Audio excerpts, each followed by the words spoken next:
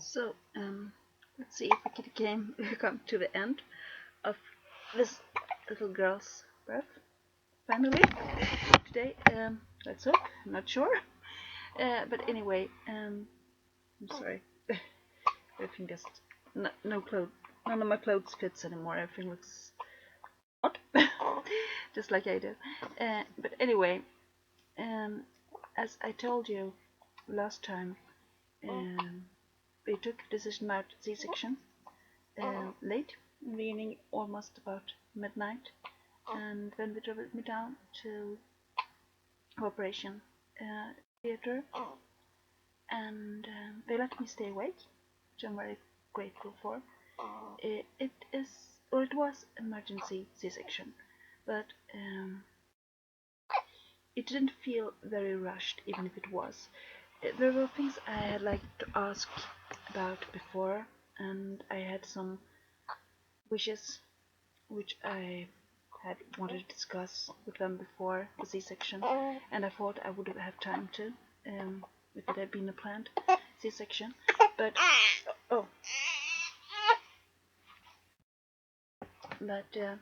the people at preparation theater was really helpful and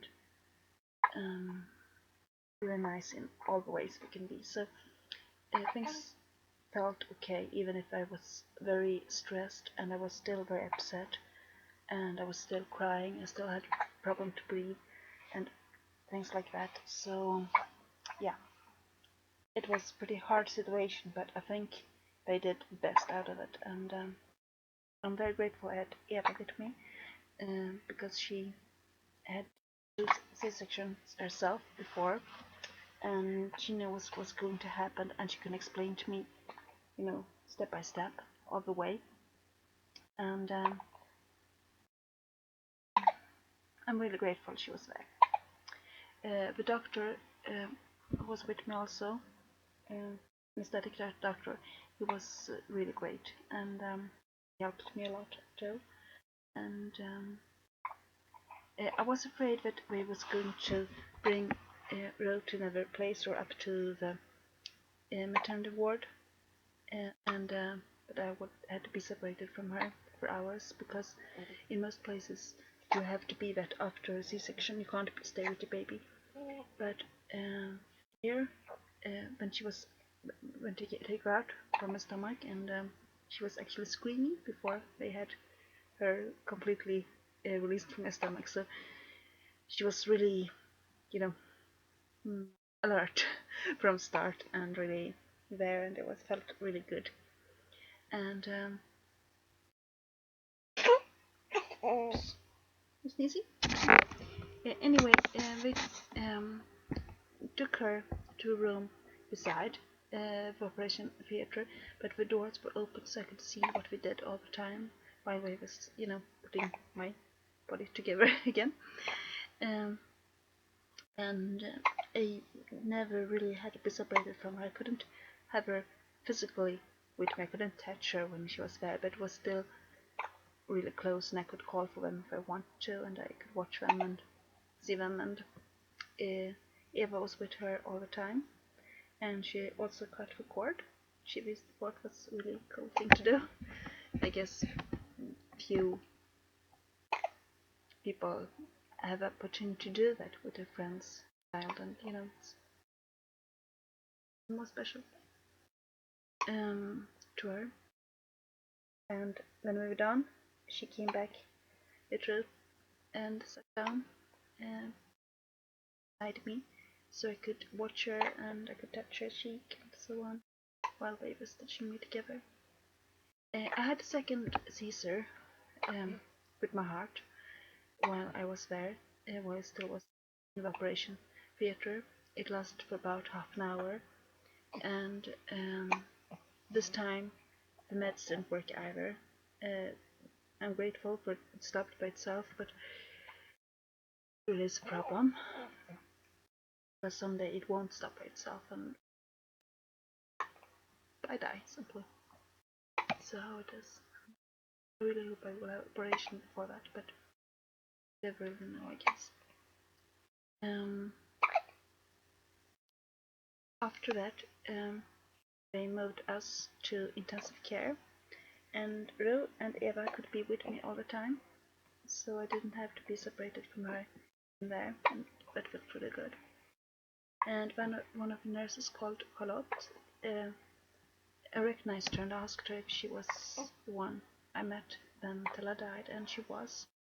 And she remembered Tella, and she remembered me, and I think she was really happy to be there this time too, to see and well, and to see that, yeah, how life was for me now, and I think it meant a lot to her also. Stayed there the night, and in the morning thought that I was stable enough to move up to the maternity ward, so I was there. And Rue is a few weeks early.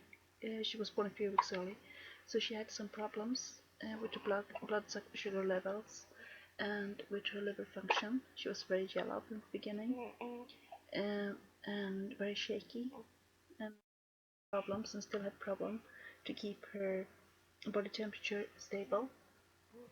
So, but it's gonna get better. She also had problems to eat. I thought she was eating well, or eating a lot, and I got a lot of milk right away, but apparently she gets very tired when she eats, too tired to eat all she needs, so I have to give her some extra in a bottle on the side, and but I've been able to give her just breast milk all the time because I want her to be breastfed. I don't want to give her anything else if I don't have to. And well, I don't have to, so I'm grateful for that. But it's starting to get better.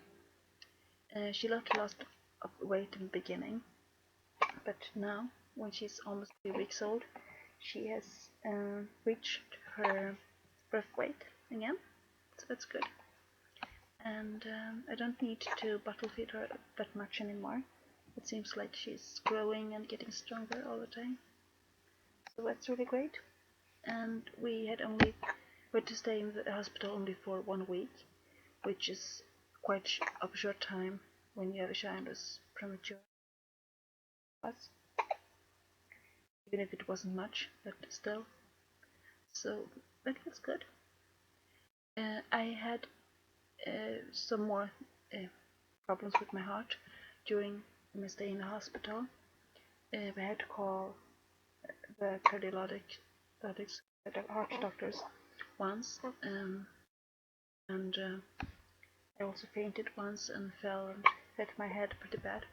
But well, on Monday, it's the 18th of August, and when I will be able to go to the doctors, because it's been 3 weeks after she was born, and that's when I can have my operation, and I hope I will get emergency time for the operation as soon as possible, because this just isn't working. So yeah, that's for all, and as you can hear, she hiccups all the time, and yeah.